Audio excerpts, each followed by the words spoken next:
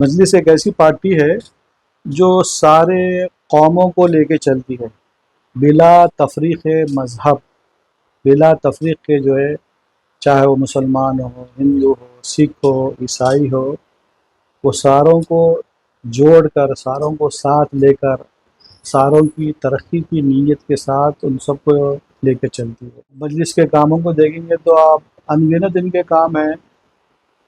اسرا hospital ایک زمانے میں دیکھیں آپ، بالکل ایک پرائمری لیول پہ کام کرتا تھا، اب جو ہے ماشاءاللہ ٹرشری لیول پہ کام کر رہا ہے، وہاں پر جو ہے سپر اسپیشلٹی لیول پہ کام ہو رہا ہے۔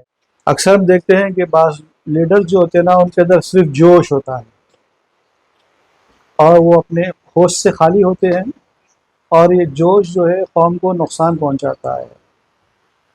اس کے برخلاف آپ اسد الدین اویسی صاحب کو دیکھیں گے، یہ ایک ایسے لیڈر ہیں جہاں پر جوش کے ساتھ ہوش بھی ہے، ایک اعتدال پسند شخصیت ہے، ہاں، ایک مکمل شخصیت ہے۔ اور اکبر اجن اویسی صاحب نے جو اسکول بنائے ہیں بابا نگر میں خود دیکھا ہوں، بابا نگر میں جب میرے پریکٹس تھی تو وہاں قریب میں اکبر صاحب کا اسکول دیکھا ماشاءاللہ، جہاں پر غریب بچوں کو جو ہے 10ویں جماعت تک جو ہے مفت تعلیم دی جاتی ہے۔ وعلیکم وعلیکم السلام ورحمۃ اللہ۔ جی ڈاکٹر صاحب، آپ کا نام؟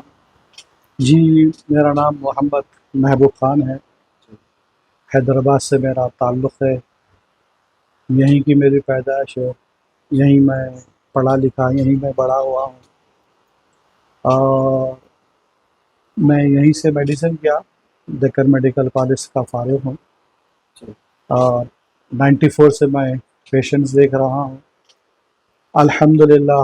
تقریباً ایک 28-29 سال کی پریکٹس ہے میری الحمدللہ۔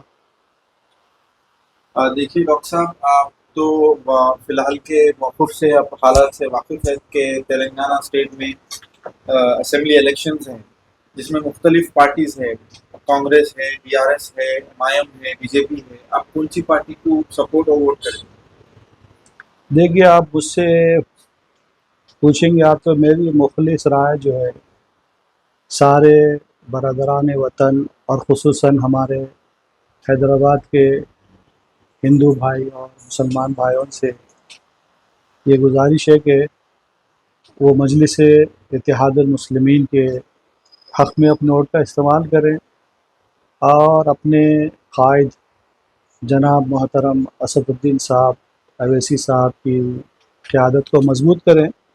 میں اس لیے ایسا کہہ رہا ہوں کہ مجلس ایک ایسی پارٹی ہے جو سارے قوموں کو لے کے چلتی ہے، بلا تفریق مذہب، بلا تفریق کے جو ہے، چاہے وہ مسلمان ہو، ہندو ہو، سکھ ہو، عیسائی ہو، وہ ساروں کو جوڑ کر، ساروں کو ساتھ لے کر، ساروں کی ترقی کی نیت کے ساتھ ان سب کو لے کے چلتی ہے۔ تو میری مخلصانہ رائے ہے اپنے بھائیوں سے کہ وہ مجلس کے حق میں اپنے ووٹ کا استعمال کریں۔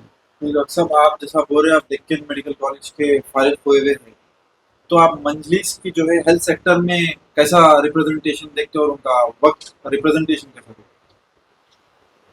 دیکھیے آپ مجلس کے کاموں کو دیکھیں گے تو آپ انگنت ان کے کام ہیں۔ اسرا ہاسپٹل ایک زمانے میں دیکھیں آپ، بالکل ایک پرائمری لیول پہ کام کرتا تھا، اب جو ہے ماشاءاللہ ٹرشری لیول پہ کام کر رہا ہے، وہاں پر جو ہے سپر اسپیشلٹی لیول پہ کام ہو رہا ہے۔ نہ صرف وہاں پر میڈیکل گریجویٹس بلکہ پوسٹ گریجویٹس وہاں سے پڑھ کے نکل رہے ہیں۔ سپر اسپیشلٹی کی سہولیات جو ہے اسرا ہاسپٹل میں موجود ہے، اور بلا تفریق مذہب کے ہر ایک کا جو ہے کم سے کم معاوضے میں جو ہے علاج کیا جاتا ہے۔ اسی طرح اویسی ہاسپٹل ہے، وہاں پر بھی ماشاءاللہ جو ہے سارے اسپیشلٹیز موجود ہیں، اور وہاں پر بھی جو ہے عوام کا سے جو ہے اچھی سے اچھی انداز سے جو ہے خدمت کی جا رہی ہے الحمدللہ۔ اور اگر سے آپ ایجوکیشن سیکٹر میں آ جائیں، دوسری جگہ ٹیکنالوجی کے سیکٹر میں آپ دیکھیں، دکن انجینئرنگ کالج ہے، پھر ان کا اپنا فارمیسی کالج ہے، آرکیٹیکچرل کالج ہے، اور ماشاءاللہ بہت سارے ادارے ہیں جن کو ہو سکتا ہے میں بھی نہیں جانتا کہ ان کے کتنے ادارے ہیں ماشاءاللہ. اور اکبر جن اویسی صاحب نے جو اسکول بنائے ہیں بابا نگر میں خود دیکھا ہوں. بابا نگر میں جب میری پریکٹس تھی تو وہاں قریب میں اکبر صاحب کا اسکول دیکھا ماشاءاللہ، جہاں پر غریب بچوں کو جو ہے 10ویں جماعت تک جو ہے مفت تعلیم دی جاتی ہے. جی، اسدالدین اویسی کی لیڈرشپ کو کس طرح سے دیکھتے ہیں؟